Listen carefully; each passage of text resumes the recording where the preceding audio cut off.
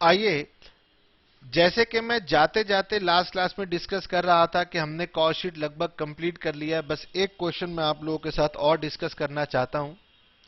पता नहीं, हो सकता है बच्चों ने उसे कर भी लिया हो। उस क्वेश्चन में कोई नई बात नहीं थी, लेकिन थोड़ा डिफरेंट था और हमें आज तक मौका ही नहीं मिला उस क्वेश्चन को करने का। तो आज हम इलस्ट्रेशन नंबर 1.4 सबसे पहले कंप्लीट कर लेते हैं और फिर ये चैप्टर भी हमारे लिए कंप्लीट हो जाएगा। और रैदर इसी के साथ हमारे दो दो चैप्टर कंप्लीट हो जाएंगे, पहला इंट्रोडक्शन और यूनिट कॉस्टिंग। तो सर आइए, और क्या खास बात है बताइए। तो हम लोग करने जा रहे हैं illustration 1.4, Maheshwari Mittal, page number 19। मैं चाहता तो इसे लास्ट क्लास में ही करवाना था, लेकिन समय ज्यादा हो चुका था, इसलिए हम कर नहीं पाए थे। तो हम अभी कर लेते हैं। तो मैंने बताया इसमें कोई नई बात नहीं थी, लेकिन मैं आपके साथ पहले इसका पूरा का पूरा कॉस्ट शीट का फॉर्मेट लिखूंगा। Particulars, amount. सर एक डिटेल का कॉलम भी बना लीजिए। ये मैंने एक डिटेल का कॉलम भी बना लिया।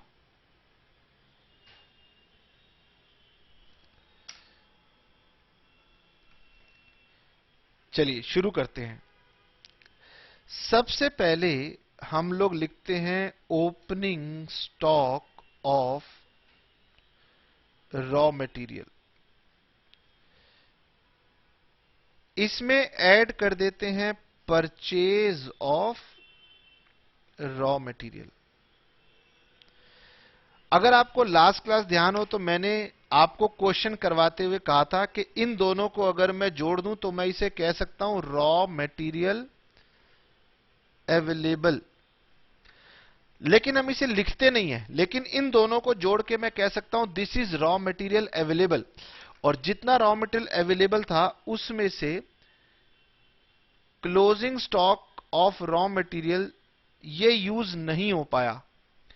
तो जो यूज नहीं हो पाया उसे अगर बाहर कर दूं तो फिर मेरे पास आ जाता है रॉ मटेरियल कंज्यूम्ड। मैं समझता हूं कि यह आसान सी बात है। क्या मैं इसे रॉ मटेरियल अवेलेबल कह सकता हूं? अब अगर क्वेश्चन में अगर आपको मिल जाए रॉ मटेरियल अवेलेबल तो आप घबराना मत, इसका मतलब ये वाली फिगर दी हुई है। क्योंकि एग्जामिनर ना नए नए तरीके से क्वेश्चन पूछने के लिए कोशिश करता है कि आपको वो कैसे चेक करे कि आपने जो नॉलेज एक्वायर की है कुछ नया देख के आप घबराते तो नहीं है। तो अगर रॉ मटेरियल अवेलेबल दिख जाए तो घबराना मत। ठीक है सर, आपकी बात मान लेते हैं। इसमें ऐड कर देते हैं हम लोग डायरेक्ट वेजिस। इसमें हम लोग ऐड कर देते हैं डायरेक्ट एक्सपेंसेस, जो कि दिया नहीं होता, इस क्वेश्चन में भी नहीं दिया तो मैंने इग्नोर कर दिया। इन सब को जोड़ के हम नाम दे देते हैं प्राइम कॉस्ट, और प्राइम कॉस्ट में हम ऐड कर देते हैं फैक्ट्री या फिर वर्क्स ओवरहेड्स। और फिर इसे ऐड करने के बाद हम लोग नाम दे देते हैं ग्रॉस वर्क्स कॉस्ट। इसमें हम ऐड कर देते हैं ओपनिंग स्टॉक ऑफ WIP। ठीक है, ये मैंने काम किया और ये मेरा लास्ट ईयर का ऐसा अनफिनिश्ड प्रोडक्ट है जिसे मैंने इस साल पूरा किया होगा। ये जो मैंने फैक्ट्री के ओवरहेड इंकर किए, ये मैंने इसे भी पूरा करने में इंकर किए।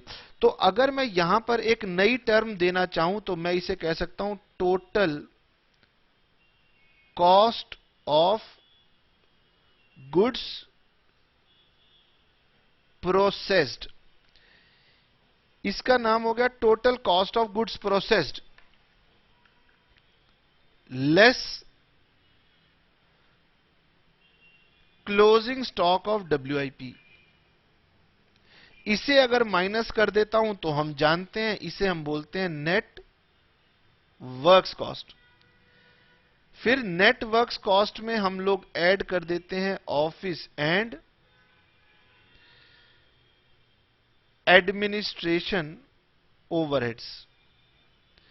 तो सर ये बन जाता है हमारा कॉस्ट ऑफ प्रोडक्शन। मैंने पहले भी आपसे कहा हुआ है कि ये कहलाता है cost of production of units produced, लेकिन हम इसे लिखते नहीं है, कॉस्ट ऑफ प्रोडक्शन लिख के छोड़ देते हैं। इसमें सर हम ऐड कर देते हैं ओपनिंग स्टॉक ऑफ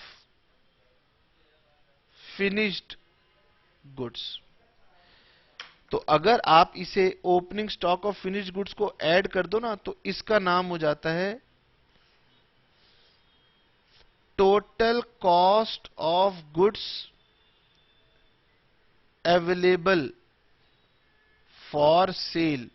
यानी आप ये वाले यूनिट जो प्रोड्यूस कर चुके हो ये भी सेल कर सकते थे और ये भी सेल कर सकते थे, तो ये टोटल आपके पास गुड्स अवेलेबल थे फॉर सेल, लेकिन इसमें से आप सारे गुड्स सेल नहीं कर पाए। Less closing stock of finished goods, इसमें से closing stock of finished goods बाहर कर दो तो आपके पास आ जाता है कॉस्ट ऑफ गुड्स सोल्ड। और कॉस्ट ऑफ गुड्स सोल्ड में अगर मैं ऐड कर दूं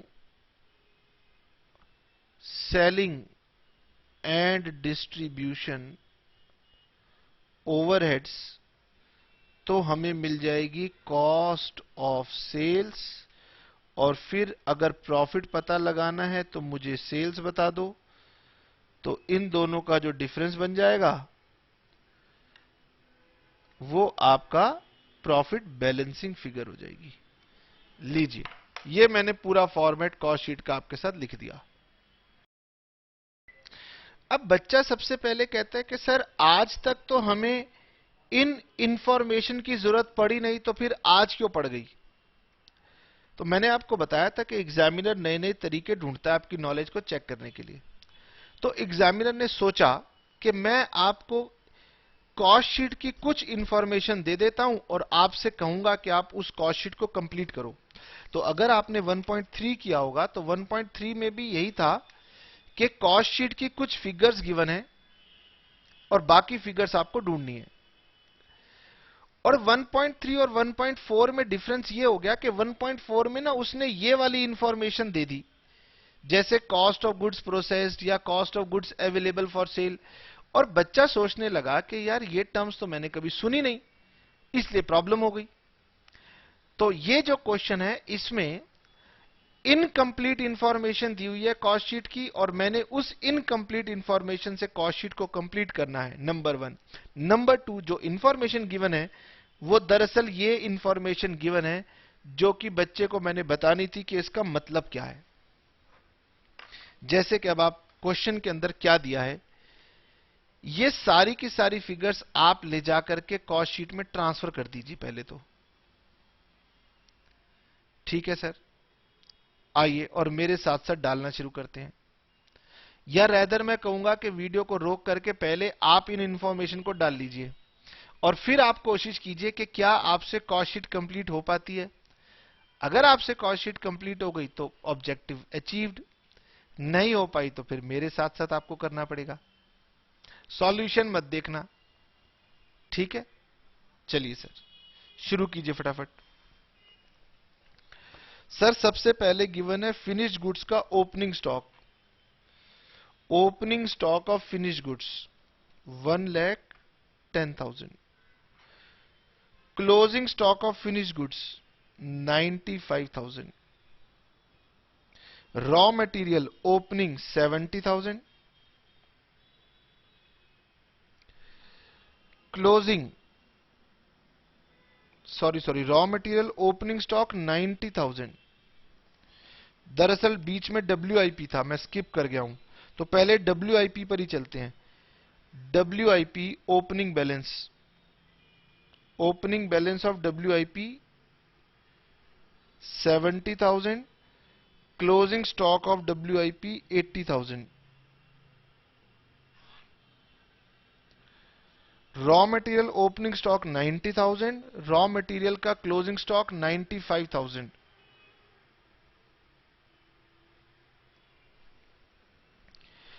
उसके बाद लिखा है cost of goods available for sale. देखिए, आपको गिवन है cost of goods available for sale, तो बच्चा घबरा जाएगा। इसको यह बताना था कि यह इंफॉर्मेशन दरअसल ये वाली है, total goods processed during the year 6,54,000, factory overheads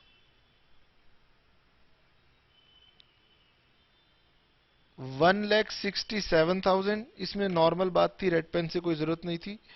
direct material used या डायरेक्ट मटेरियल कंज्यूम्ड दिया हुआ है 1,93,000, और फिर आपसे कहा है कि आप बताइए रॉ मटेरियल परचेज कितना है, डायरेक्ट लेबर कितना है, कॉस्ट ऑफ गुड्स सोल्ड कितना है, ये सब आपसे पूछा गया है। ठीक है जी। अच्छा जी सर, एक तो मैंने आपको फॉर्मेट बताना था इसलिए बता दिया। क्वेश्चन दरअसल इसके बाद की इंफॉर्मेशन दे नहीं रहा, क्वेश्चन दरअसल यहीं पर रुक जाएगा, और आपने जो जो इंफॉर्मेशन मिसिंग है वो ढूंढनी है। क्या आप उसे ढूंढ सकते हैं? ट्राई कीजिए। जरूरी नहीं है कि हर क्वेश्चन को ऊपर से ही बनाया जाए, अभी तक तो हम ऊपर से ही बनाते आए थे, अब हम कोशिश करते हैं इसको नीचे से बनाने की।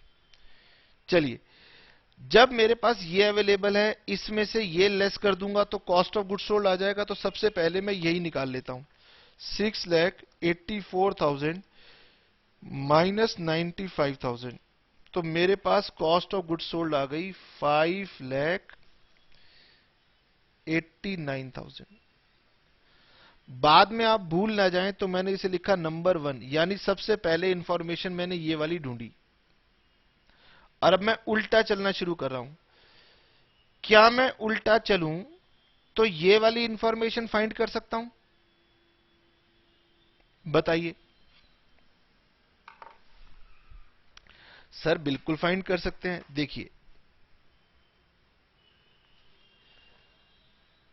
यहां देखिए, कॉस्ट ऑफ प्रोडक्शन में अगर मैं opening stock of finish goods add कर दूं तो मुझे मिल जाएगी total cost of goods available.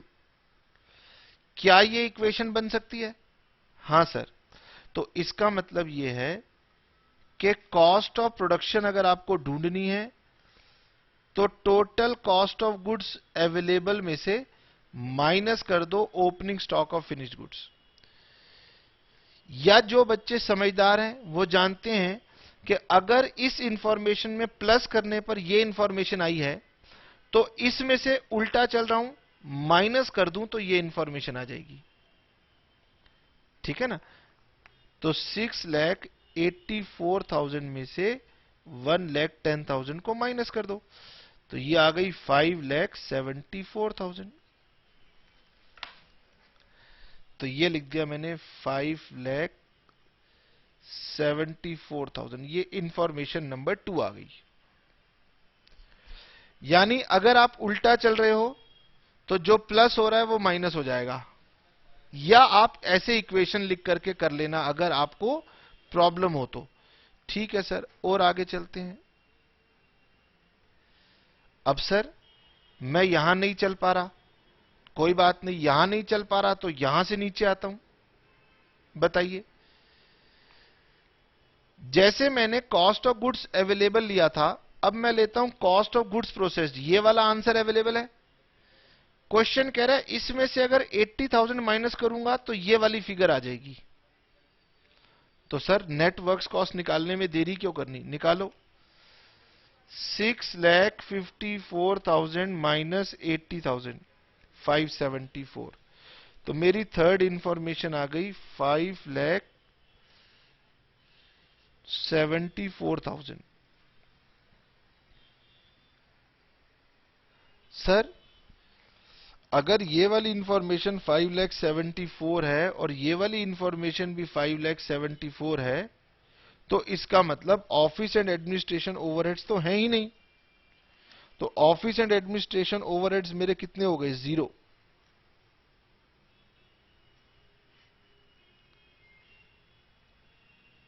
ठीक है सर। आगे बढ़ते हैं। Cost of goods processed available है, opening stock of WIP available है, तो क्या मैं ग्रॉस वर्क्स कॉस्ट निकाल सकता हूं? इसी फॉर्मूले से ग्रॉस वर्क्स कॉस्ट बताओ कितनी होगी। तो सर अगर इसमें 70,000 प्लस करके ये आया है तो उल्टा चलेंगे, तो इस फिगर में से 70,000 माइनस करेंगे, ग्रॉस वर्क्स कॉस्ट आ जाएगी। तो 654 माइनस 70,000, 5,84,000। ये मेरी फोर्थ इंफॉर्मेशन आ गई। अच्छा, फोर्थ ये वाली मान ले तो ये फिफ्थ हो गई। आपको एग्जाम में 1 2 3 4 नहीं लिखना, मैं बता रहा हूं कि मैंने कैसे इसे कंप्लीट किया था।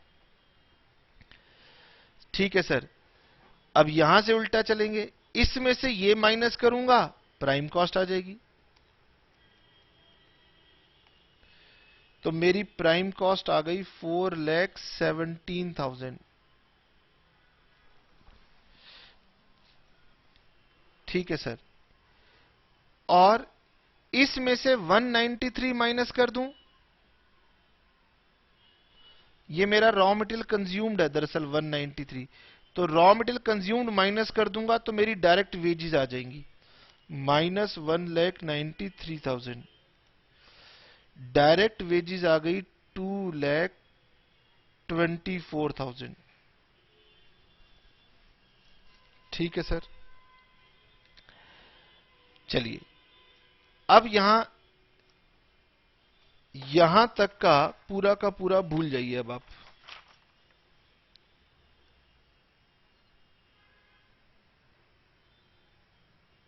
यहां तक का अब आप पूरा भूल जाइए। Opening stock of raw material add purchases of raw material, इसे भी अगर आप भूलना चाहो तो भूल सकते हो, कोई दिक्कत की बात नहीं है। Opening stock plus purchases minus closing stock is equal to ये रॉ मटेरियल कंज्यूम्ड। तो आप इसे सॉल्व कर सकते हैं। कैसे? Opening raw material plus raw material purchased minus closing raw material is equal to 1,93,000। Opening raw material था 90, purchase मुझे ढूंढना है, ये था 95, तो ये हो गया 193। तो परचेज की फिगर हो गई 193 माइनस प्लस 95 और माइनस 90,000। तो परचेज कितना हो गया? 1,98,000। लीजिए, ये वाली वैल्यू 1,98,000 आ गई। ठीक है सर, अगर मैं ऐसे इक्वेशन से नहीं करता तो भी मैं उल्टा चलते हुए कर सकता था। 193 में 95 ऐड कर देते तो ये वाली वैल्यू आ जाती, 1,93,000 प्लस 95,000, ये वाली वैल्यू आ जाती 2,88,000। ठीक है, और अगर आपको परचेजेस ढूंढनी थी तो 288 में से अगर मैं 90 माइनस कर देता तो 198 का मेरा आंसर आ जाता। ये देखिए, तो आप किसी भी तरीके से कर सकते थे, छोटी छोटी इक्वेशन बनाते हुए भी आप पीछे चलते हुए आंसर निकाल सकते थे, और अगर आप कॉस्ट शीट के थ्रू निकालना चाहते तो कॉस्ट शीट में भी आप निकाल सकते थे। ठीक है सर, अब मैं समझता हूं कि आपके साथ अब और कोई नया कंसेप्ट हमारे पास बचा नहीं है, सिवाय एक छोटी सी बात और बता देता हूं। अगर आपने इलस्ट्रेशन नंबर 1.5 की होगी तो इलस्ट्रेशन नंबर 1.5 में आपने पैकिंग मटेरियल के बारे में पढ़ा होगा कि बहुत सारे सर पैकिंग मटेरियल दिए हुए हैं। अगर ये पैकिंग मटेरियल आपके रॉ मटेरियल से रिलेटेड है तो क्या होगा? अगर ये आपका पैकिंग मटेरियल सेलिंग के लिए यूज होता है तो क्या होगा?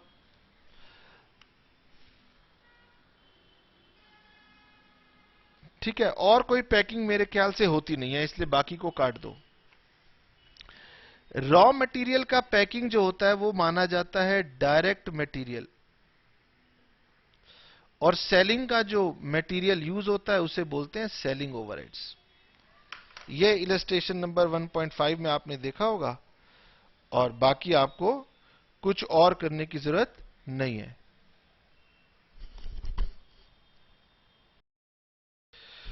बाकी मैं ये समझता हूं कि मैंने आपको कॉस्ट शीट के अंदर काफी डिटेल्ड नॉलेज दे दी है। अब और सारे क्वेश्चन करना अब हमारे लिए पॉसिबल नहीं है, क्योंकि एक चैप्टर को इससे ज्यादा टाइम नहीं दिया जा सकता। तो हमने आपका इतना कंसेप्ट डेवलप कर दिया है कि अब आप कहीं से भी प्रैक्टिस करना चाहें, आप कॉस्ट शीट से रिलेटेड क्वेश्चंस को प्रैक्टिस कर सकते हैं। तो हमारा ये चैप्टर कंप्लीट होता है। नेक्स्ट क्लास में हम कोई नया चैप्टर आपके साथ डिस्कस करेंगे। Okay, tata, bye bye, see you.